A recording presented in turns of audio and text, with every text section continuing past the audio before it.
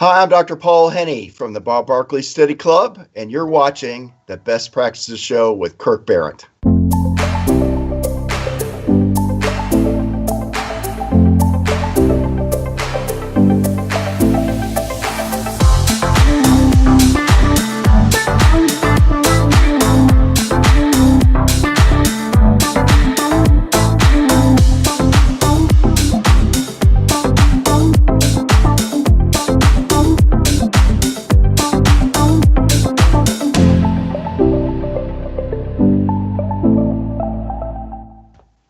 Hey guys, thanks for watching the Best Practices Show. We take a look at the best business practices from the best dental practices all over the world. And we're so grateful you're watching. Today we're going to be talking about an incredible legacy in dentistry and how it applies more than ever, the Dr. Bob Barkley legacy, with the man behind carrying that legacy forward, a good friend of mine, Dr. Paul Henny. And you do not want to miss this. Don't miss this. So grab a pen and hit the share button and sit right in. Now, a couple things. We are shooting this live on Facebook. So as you're watching this, please add questions to the feed because we want you to get the most out of this while you're here. And then also too, we're watching the metrics. A lot of you guys are watching these later on, a couple days later. Continue to add questions to the feed and we'll do our best to respond them. And again, because we want you to get the very, very most of those. Please keep sending us suggestions for shows. Got a bunch of them yesterday, which I love. And we'll do our best to line all of these up. We are now up over 38,000 followers on Facebook, well over 150,000 hits on iTunes. I don't even know how that happened, but thank you.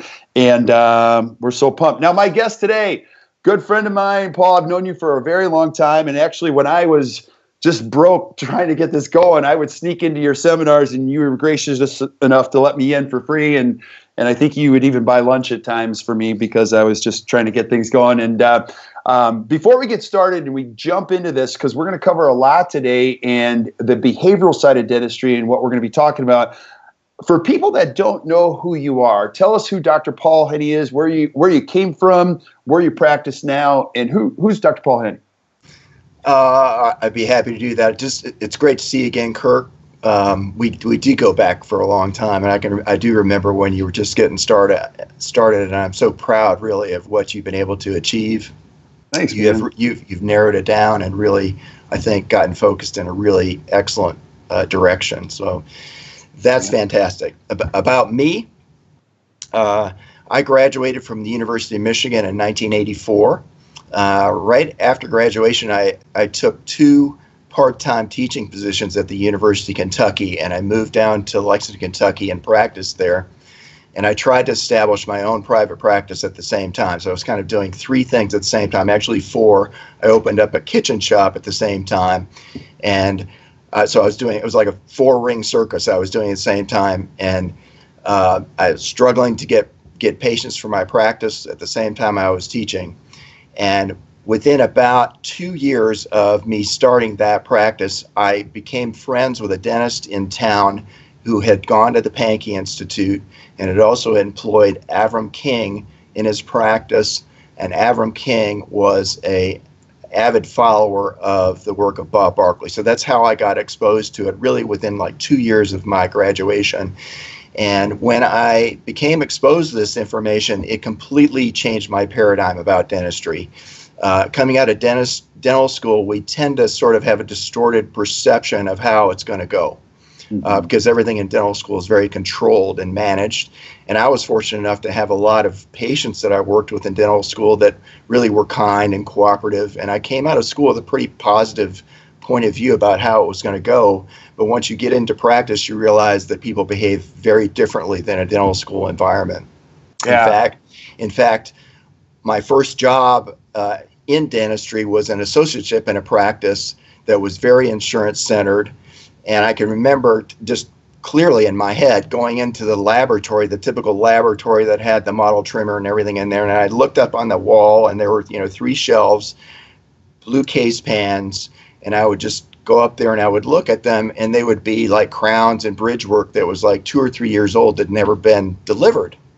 And I would say, Ron, why isn't this case delivered? And you'd say, well, Paul, they never came back because they didn't want to pay their co-payment. And that was sort of the the initial slap in the face that this was a very different world that I was entering into, the world of private practice. So when I was exposed to the work of Bob Barkley and Avram King and other people, I finally became more aware that this behavioral dynamic was the key piece. If you really want to work with people on a deeper level, on a more significant level, on a health-centered level, there are a lot of things that you're going to have to learn that you did not pick up in dental school, that's just maybe not even natural to you. And so that has really been a major pursuit of mine for years now. This is coming up in about 2 more weeks would be my 34th anniversary of graduating from dental school at the University of Michigan. So this has been an avid pursuit of mine for at least 32 years, and I've been working on both researching it as well as learning ways to apply it and also teach it through the Bob Barkley Study Club Facebook page and the Bob Barkley Study Club that I started with Charlie Varapapa and Johnson Haygood back in 1996. Yeah. So we've been working with this material for a very long time. Yeah. Now your practice, you tell us just a little bit about your practice, because you've been doing this for a while. Where do you practice? What style of practice? Give us some background. I practice in Roanoke, Virginia, which I would describe as a kind of a typical middle American town, kind of a post-industrial town that's trying to still kind of reimagine itself, try to figure out its new economy. The major employers in town are like the school system and the hospital system, and we have a medical school here now and so forth. So, but we really, a very diversified economy. This is not a boom town. This is more of a backwater place. And one of the reasons that Bob Barkley's work appeals to me is because it works well in an environment like this. This is not, if you look at average income in this town, median income, we're roughly $5,000 or $6,000 below the national average. Doesn't mean we're poor, but it doesn't mean we're super prosperous either. We're probably, it's somewhere around 56,000. If you just drive north here about 3 hours to Northern Virginia, it'd probably be close to $90,000. So, there are very many, and Kirk, I'm sure you're totally aware of this, there are many different versions of America out there. Right. And every dentist practices in a very different environment that require different thinking and strategies. But this particular philosophy, I think, is particularly effective in an environment like this because it's focused on developing patients over time. It's not about the immediate yes, the big case yes today. I dazzle them with all my technology and my knowledge. It's about establishing a health-oriented relationship that's designed to go years and years, and perhaps those choices will play out over time. But ultimately, all the decisions are taken in a direction that are in the patient's benefit long term. Yeah. So now let's break this up because back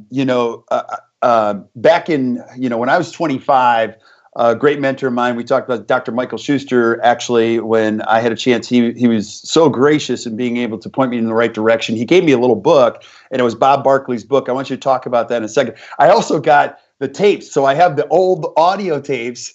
And they're not easy to listen to, but I remember, now he died, Bob Barkley died in 1977. Is that true? Now, I was 7 at that time, right. So I didn't know him. But when Dr. Schuster gave me these, I listened to him. I'm like, this guy was way ahead of his time, like way ahead of his time. Can you share with the viewers, because we have some dental students that are watching this now, who Dr. Bob Barkley was and why was his philosophy so important? Okay, I'd be happy to do that. Bob Barkley was a dentist who grew up in a very small town, 600 population, called Ipava, Illinois, kind of south central Illinois.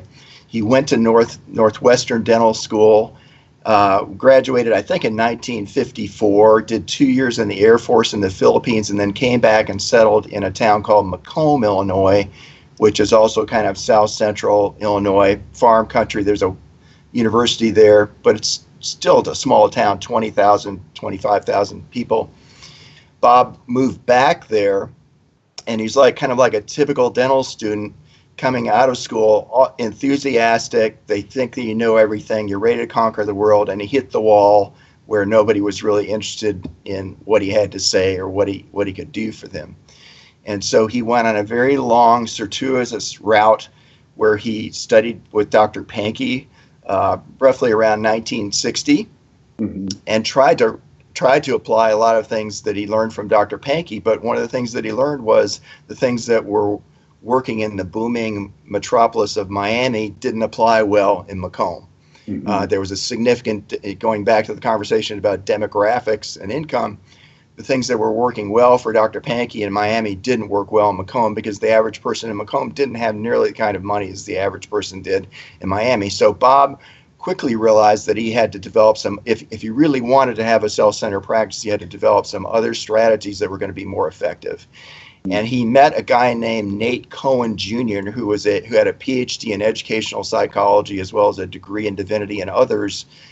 He met him early, we think probably about 1961, and he started working with Bob in the application of the work of a guy named Carl Rogers. A lot of people may be familiar with the work of psychologist Carl Rogers. He's one of the most famous humanistic psychologists out there, which is really kind of person-centered psychology, and the central sort of belief is that everybody wants to grow, is capable of growing. It's really the responsibility of the facilitator to establish a relationship that enhances that growth. So Nate Cohen taught Bob about that, and they started to integrate a lot of these things in Bob's practice early on, starting in really the early 1960s.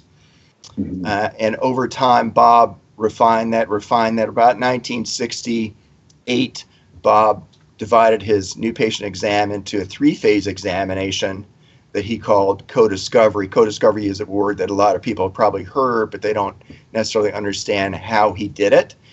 And it was all structured really on the fusion of 3 things. It was a fusion of humanistic psychology that Nate Cohen taught him from Carl Rogers. It was infused also with social psychology that they were learning at the time. And it was also infused with the latest understanding in educational psychology. So he kind of took those 3 things and he figured out how to create a new patient experience, if you will, that enhanced learning to the highest level so that over time people would make better decisions for themselves. The initial objective wasn't to get them to say yes quickly. The initial objective was to establish a helping relationship that facilitated better decisions over time. So that's how he did it. And because Macomb was a town where people didn't have a lot of money, he would develop plans with people that they would execute over a period of years. And he said most people sometimes would take 2 or 3 years to execute the plan, but everybody would stay on that track.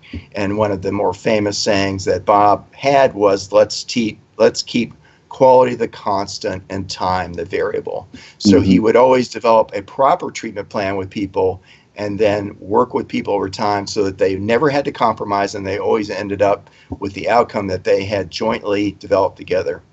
Yeah, I love this. Now, you use the word, we've talked behavioral. Can you, because it's one of my favorite things, when we talk about the behavioral side of dentistry, Paul, can you define that? Because you live and breathe and teach this all the time. What does that mean? The behavioral side of dentistry is the human side of dentistry. I think we all came out of dental school, and perhaps still do, with the mindset that if we just examine people and use our logic and our knowledge to overwhelm them with our brilliantness, that they're going to say yes, that they're going to agree to what we do. But it turns out the human nature doesn't support that at all, even though that's been taught for years and years and years. In fact, there were books written about it, that's what you do. You want to divide, you want to separate the person's emotion from this decision, and you want to really approach this thing from a logical point of view, because everybody functions on a rational level. That's been proven wrong more recently, particularly in the last 20 years, 15 years. There's this new emergent concept that you're probably aware of, Kurt, called behavioral economics. Well, this has changed the world. This has changed the way we think now. And the way we think now is because of neuroscience, we understand how the brain works on a much deeper level. Now, Bob worked this out just on an intuitive level, but now we can go back and we can see that everything that Bob was doing is completely in support of what the neuroscience says how the brain works. And in essence, we have three different brains. We have a reptilian brain, a brain that's screaming at us, am I safe or not? Should I freeze? Should I run? What should I do? And you have to appeal to that brain first, and Bob figured out a way to do that. We have a logical brain, or left brain, that basically stores information. It's basically there for the purpose of executing learned information. And then we have a third brain, our creative mind, our right brain, that approaches things that we don't know everything about. And it uses our left brain as a resource. What should I do with this? Can I learn from this? Should I stay away with it? What should I do?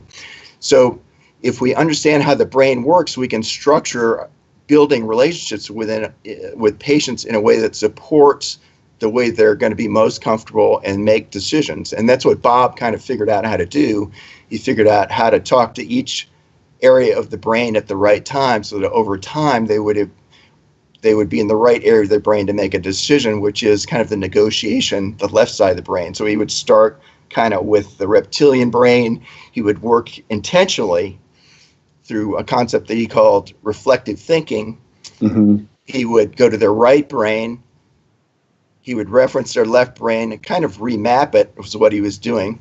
He was getting them to rethink about their past and put new meaning to it. And then he would ultimately end up on the left brain side. Once they'd agreed together on what to do, then they would go through a negotiation process, which is a very logical thing. But you need to delay that to the very end of the relationship. So, but Bob had figured all that out without neuroscience to support it. Now today we can go back and go, well, this is exactly the way the brain works, and this is the optimal way to take somebody through a learning process, an exposure from taking a stranger essentially to a place where they're unaware to a place that they're aware, and do that in a way that's not threatening to them, that's not going to shut them down, not stop them from learning, and then infuse what they're learning with their values. How important is this of interest to me? Use that to modify their belief system. Use that to develop commitments. Use that to ultimately execute a plan. Collaborate on a plan and then follow through with it. So there are a number of steps. They're about 9. This is I'll use my crude graphics here.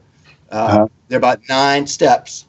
Yeah. And we think in dental school, if we just come in down here and we overpower and we just show them what's wrong, we think if we take them up to the awareness level, they're going to say yes. But we have skipped all of these other really emotional levels and development of relationship that we're typically not, we weren't taught about that in dental school. We're not aware of it.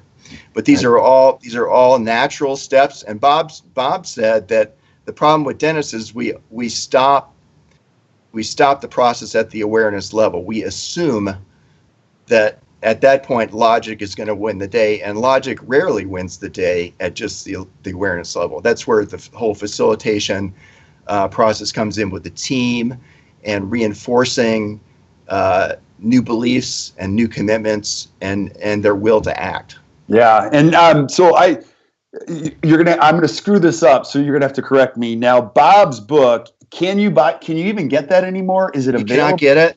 You can't get it. Do you have copies? It's backwards, of course. You have a real copy. I've got one of those old. Yeah, this is the original one from 1972. It was printed in Macomb. So where do you get it? Like, you can't get it. You cannot get it. It's out of publication right now, and there's some copyright issues within the family.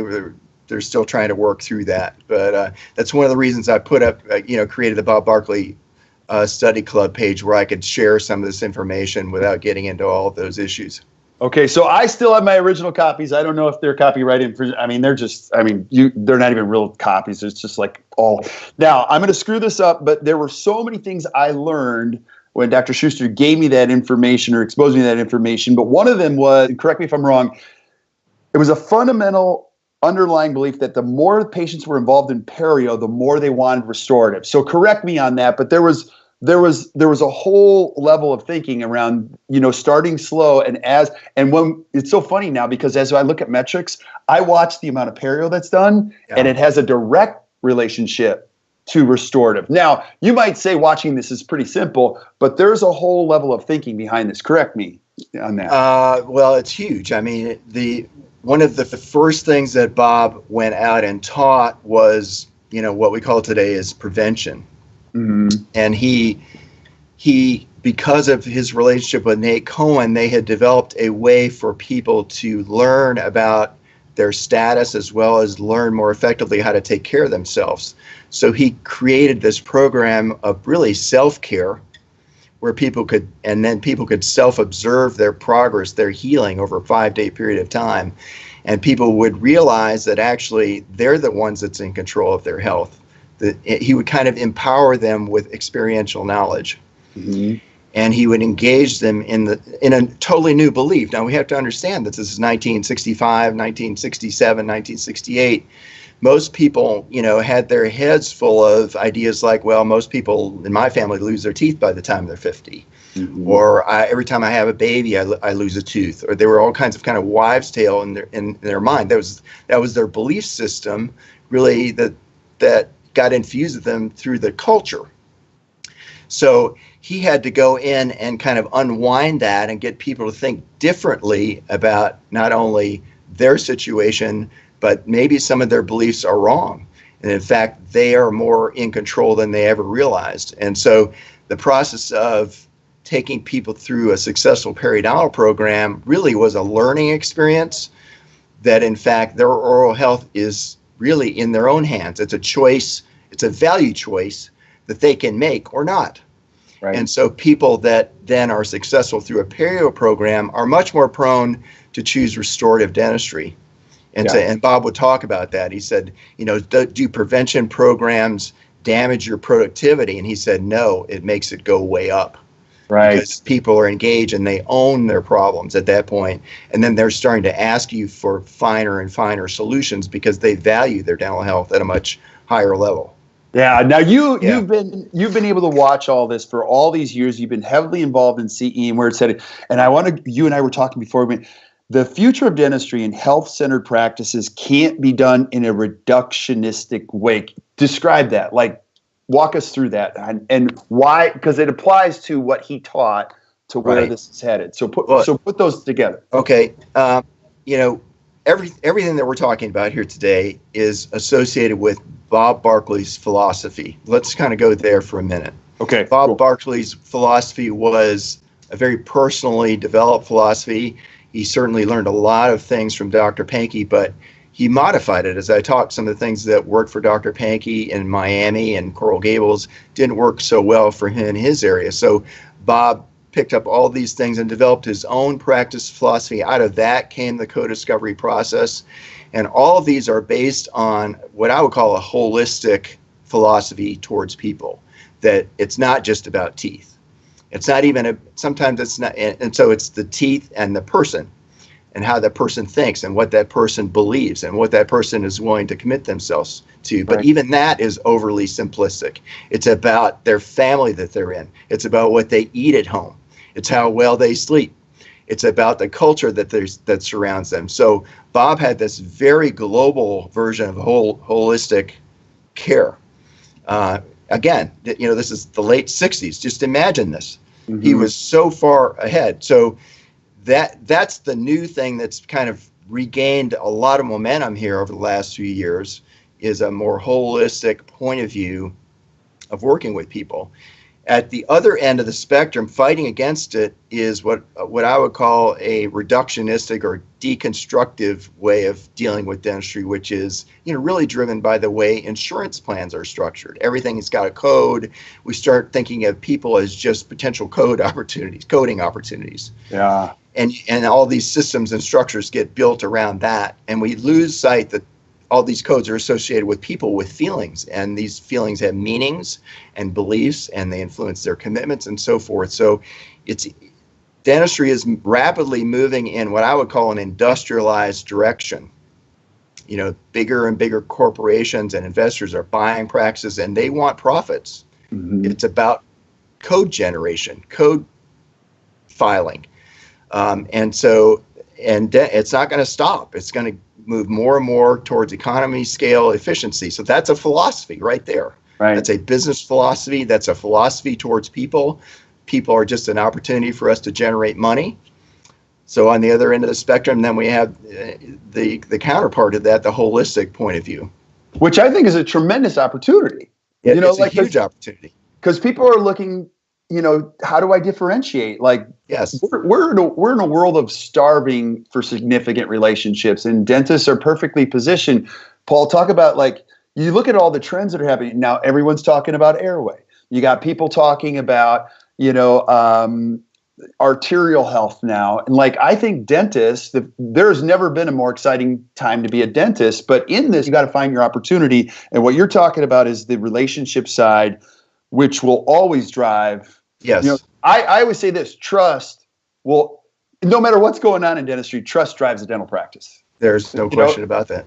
So talk about that, like how that works in your office and what, because I do have some, let's speak to the 32-year-old dentist that's watching this going, hey, Paul, I understand this, but where do I start? I mean, I got little kids, I got a lot of debt. I get these questions all the time. So I'm just going to give them to you. I have 5,000 patients and it's all PPO. Like, where would I even start? Because it sounds like you have a great practice. What would you say to them? Well, I think the best place to start is with one person. So right. One person that you think you're likely to be able to connect with. And that's the way I did it. You start with the first one and you learn from what works and what does not. There are a lot of things that I could share with you that makes that easier. They're really based on a lot of things that I learned from Bob Barkley. There are ways to develop relationships that are much more effective than the traditional way that you were taught in dental school. Let me give you an example. Mm-hmm. Yesterday, I had a patient come in. We're in the second stage of the 3-phase process with this patient, the 3-phase co-discovery process. The first phase is kind of like an orthodontic practice where you're just building a relationship and you're taking records.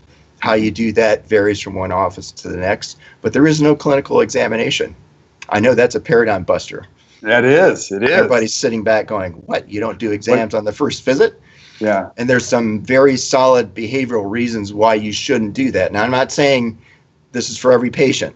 I'm talking about a potentially comprehensive care patient who's engaged and wants to learn.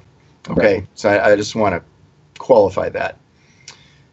So that's what I did with this particular patient yesterday. She came back for the second appointment, which is the true co-discovery part of it, where we're going through clinical findings together, we're learning together, we're looking at photographs, we're looking at study models, we're looking at radiographs, we're looking at what's going on in her mouth, and we're beginning to discuss what her future needs are based on what she's learning and how she's kind of sifting that through her value system.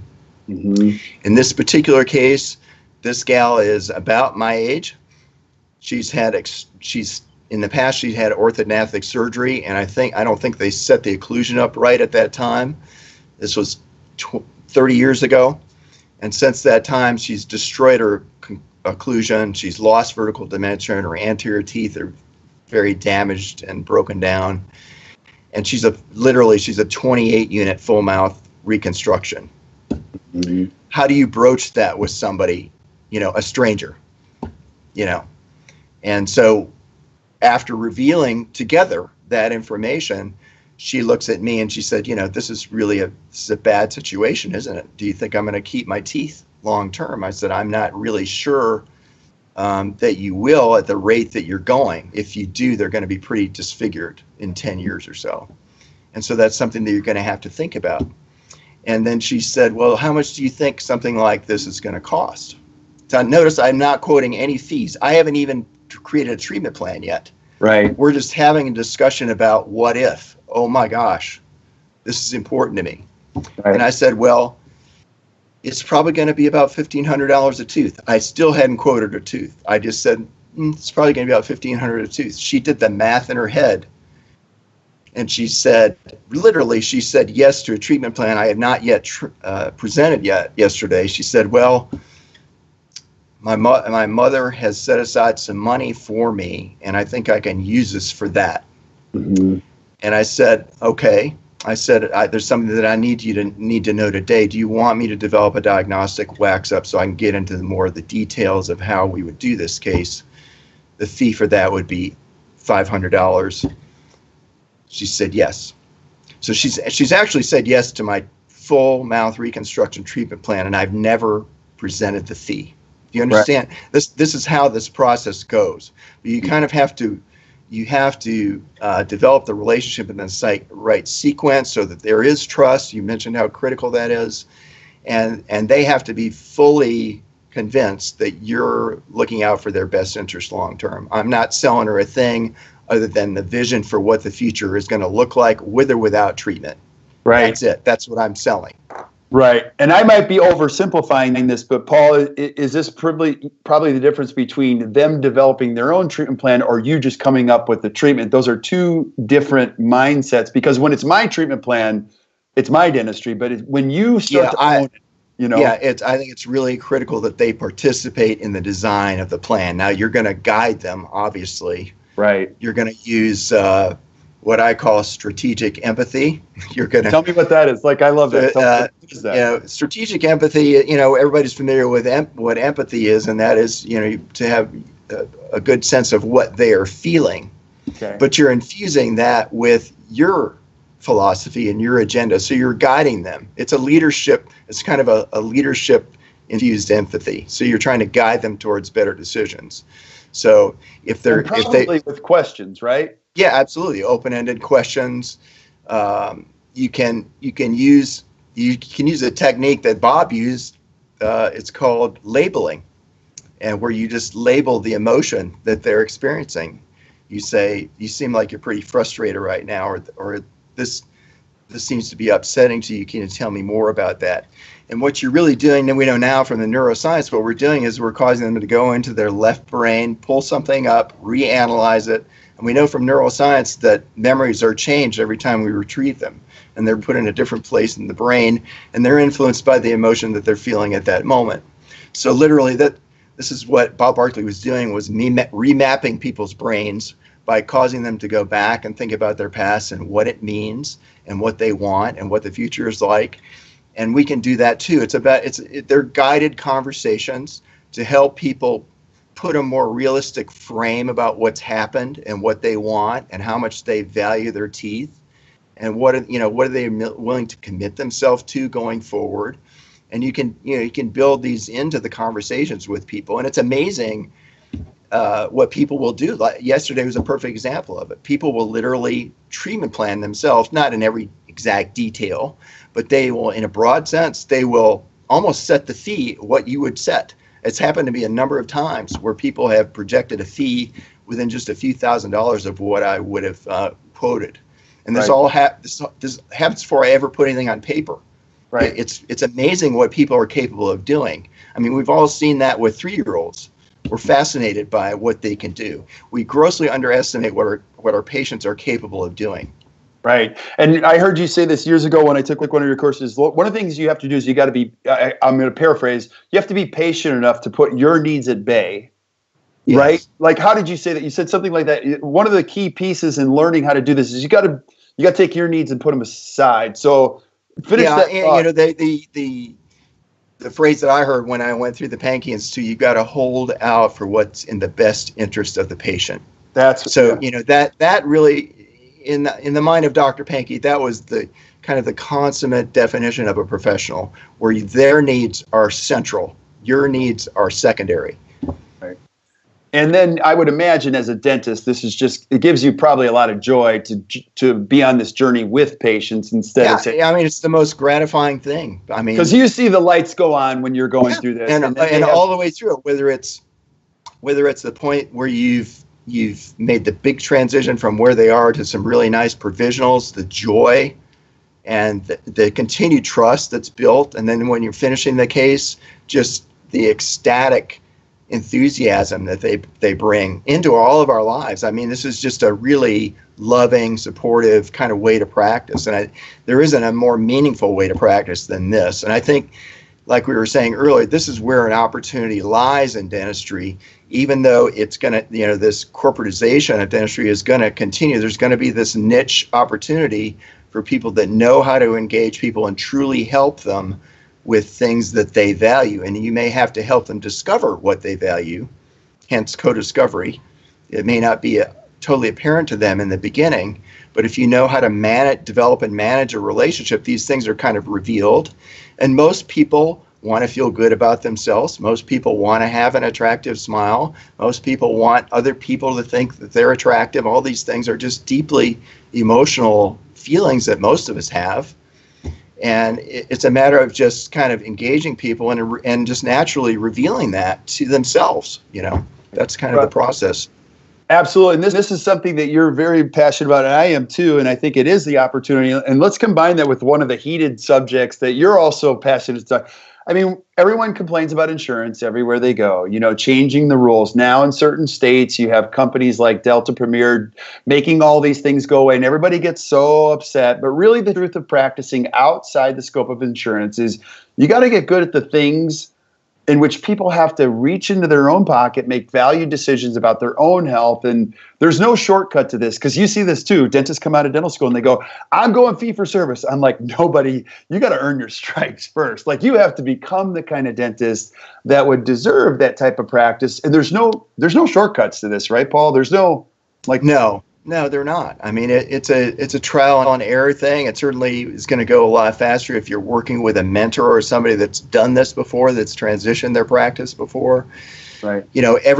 Every practice that's even deeply involved with insurance still has patients who don't have insurance.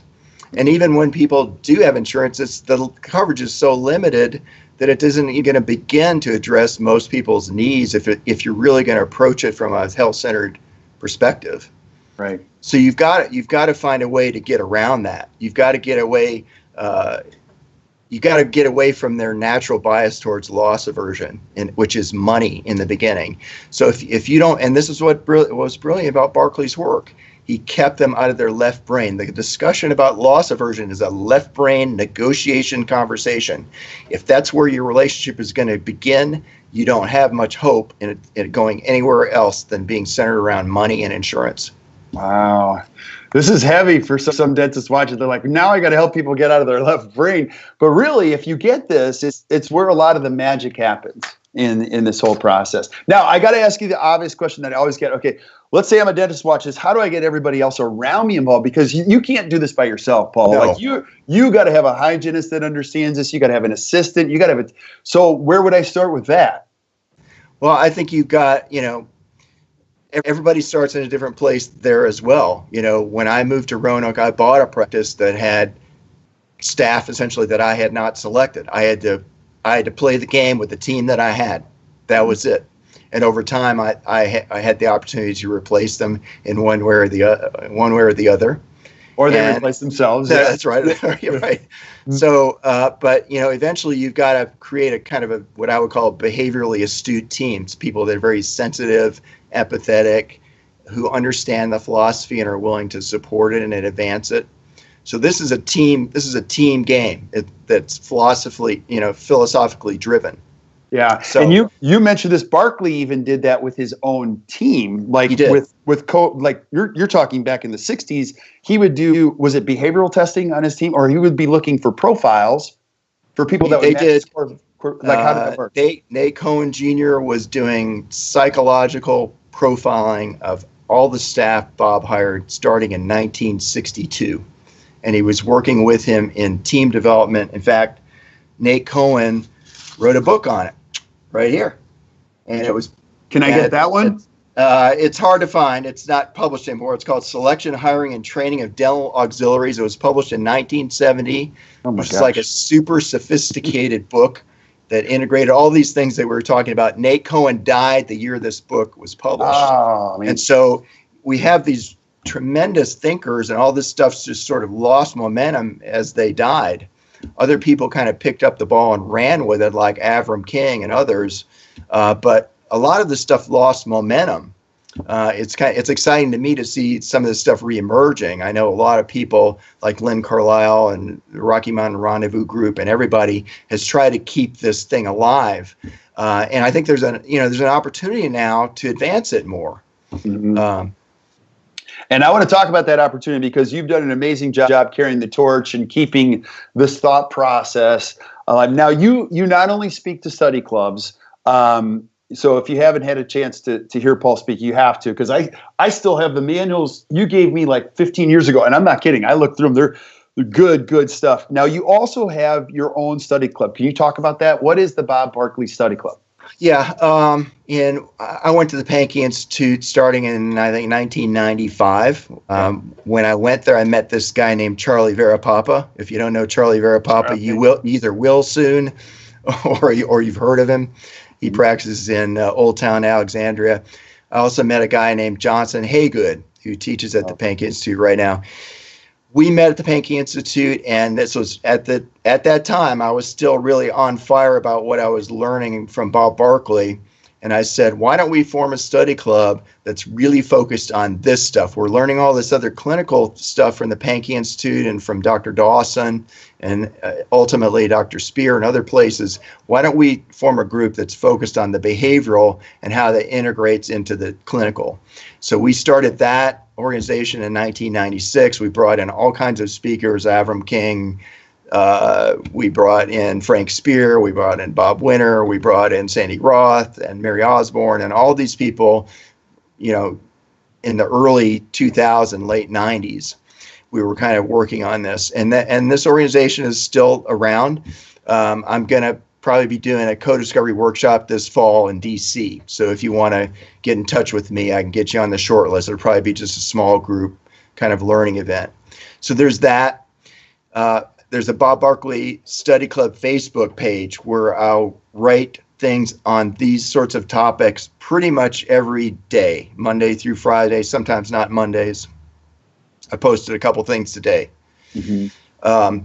You can also go to a website that I have. It's called codiscovery.com, which has most of those writings as well as a lot of historical writings of mine and other people like Bill Lockhart, who I think is just an amazing man. Mm-hmm. A number of people have contributed a lot of things to me to post there that are in the behavioral realm, whether it's hiring, team development, whatever. There are 250 articles or something there, maybe more than that, dating back 10 years. So if this is sort of the thing that interests you, you can kind of go there and kind of pique your interest a little bit more. Yeah, and I highly encourage you to check this out. So if you're watching this on Facebook, we're posting the links in the body of the post. But if you're listening on iTunes, Paul, it's www.codiscovery.com. Check it out there, right? Right. And then you actually don't mind if people email you, right? Questions. No. So Paul at paulhennydds.com. Check it out. You can also see his practice there if you want to learn a little bit more about Paul. Paul, I'm just crazy grateful for our relationship. I've watched you grow. You were a hugely valuable piece to me, helping me understand this bridge and put it together. And I remember all those seminars. I'm just grateful that you let me in and let me come in and soak up the information. So I'm glad it worked. So check it out. Excited. Yeah, and I want to have you back, and we'll talk about other components. I'd love to talk about what happens in hygiene, because that's a whole, that's something that has to be developed, and it's a commitment to mastery on that side of things that's outside of restorative. I'd love to have that conversation, and I know that some of you are watching today. We've had quite a few people chime in. All of our friends said, hey, look, good stuff. So we'll have you back for more stuff on this. So stick around while we say goodbye to everybody else. But if you're watching today and you enjoyed today, which I know you did, do us a favor, just hit the share button and share this information with your friends. Keep sending us suggestions that you want to see from Paul and maybe some other guests that are back on the show later on. But until we see you next time, keep watching the Best Practices Show. You guys enjoy the rest of your day.